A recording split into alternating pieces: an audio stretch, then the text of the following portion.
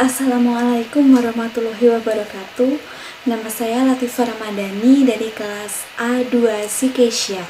Di sini saya akan mempresentasikan perbedaan operasional bank konvensional dan bank syariah.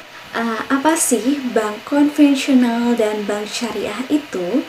Pengertian bank syariah merupakan bank yang menjalankan kegiatan usahanya berdasarkan dengan prinsip syariah atau prinsip hukum Islam yang diatur dalam fatwa Majelis Ulama Indonesia seperti prinsip keadilan, keseimbangan, kemaslahatan, universalisme, serta tidak mengandung gharar, masir, riba, dolim, dan objek yang haram. Sedangkan bank konvensional yaitu bank yang melaksanakan kegiatan usahanya secara konvensional, yang mana dalam kegiatannya memberikan jasa lalu lintas pembayaran berdasarkan prosedur dan ketentuan yang telah ditetapkan. Lalu apa sih perbedaan bank konvensional dan bank syariah itu? Di sini, bank konvensional memiliki bebas nilai, sedangkan dalam bank syariah termasuk investasi yang halal.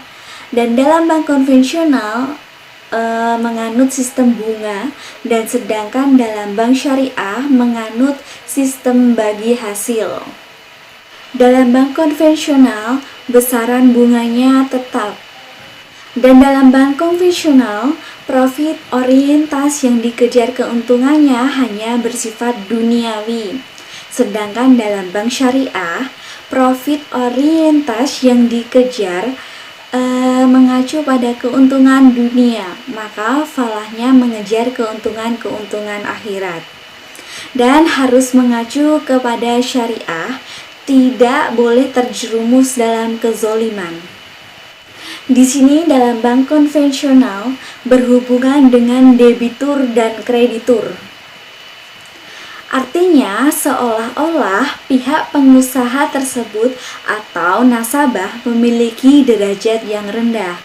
Dalam bank syariah memiliki 4 pola, yaitu yang pertama kemitraan, di mana dalam perbankan syariah menggunakan akad musyarakah dan mudharabah yang dinilai memiliki kehalalan dalam pengusahanya.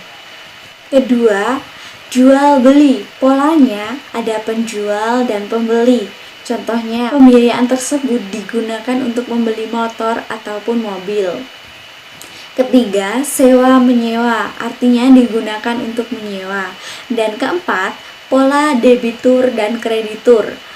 Di sini bank syariah menggunakan akad qard, memberikan pinjaman baik organisasi keagamaan tanpa mengharapkan keuntungan. Dalam bank konvensional dan bank syariah, di sini tidak ada lembaga DPS atau Dewan Pengawasan Syariah.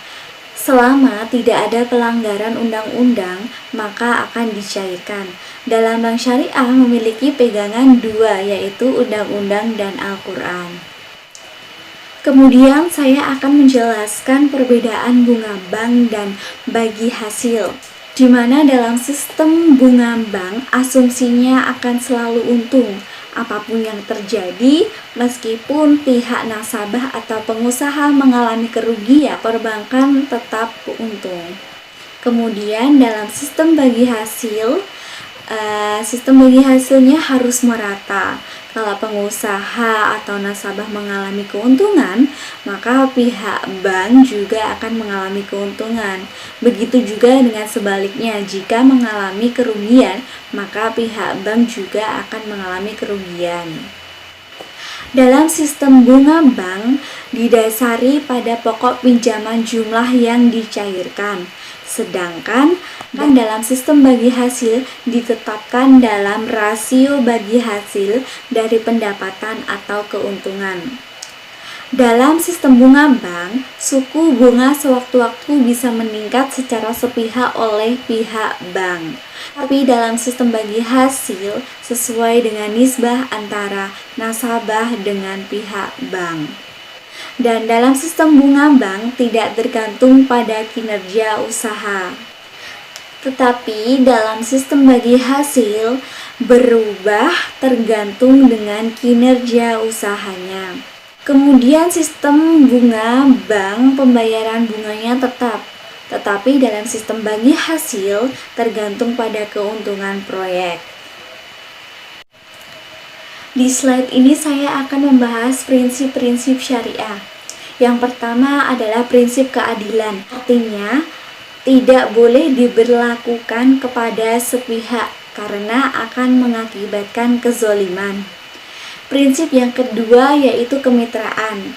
Syariat selalu menjunjung tinggi kemitraan. Ketiga, transparansi. Kondisi keuangan harus diketahui oleh nasabah atau harus bersifat transparan. Yang keempat, universal. Keuangan Islami tidak membedakan baik suku, ras, agama, dan golongan. Artinya semua sejajar dan merata. Kemudian dalam perbankan syariah terdapat unsur-unsur yang dilarang, yaitu unsur masir, memperoleh keuntungan tanpa harus bekerja keras. Kedua, goror, sesuatu yang mengandung ketidakjelasan. Ketiga, riba, pengambilan tambahan dari harta pokok atau modal secara batil. Kemudian ada beberapa tokoh dan agama yang melarang adanya bunga bank. Pertama, tokoh Yunani menganggap bunga bank mengakibatkan perpecahan. Menurut Plato, bunga bank termasuk alat untuk menindas golongan kecil.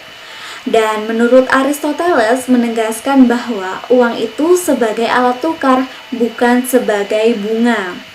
Kemudian tokoh Yunani yang tertulis dalam kitab Exodus pasal 22 ayat 25 yang menyatakan, jika engkau meminjamkan uang kepada salah seorang umatku, orang yang miskin darimu, maka janganlah engkau berlaku sebagai penagih utang terhadap dia. Janganlah engkau bebankan bunga terhadapnya. Kemudian agama Kristen juga beranggapan bahwa bunga bank akan menyebabkan orang lain menjadi jahat. Dan agama Islam tidak memperbolehkan adanya bunga bank atau riba karena haram.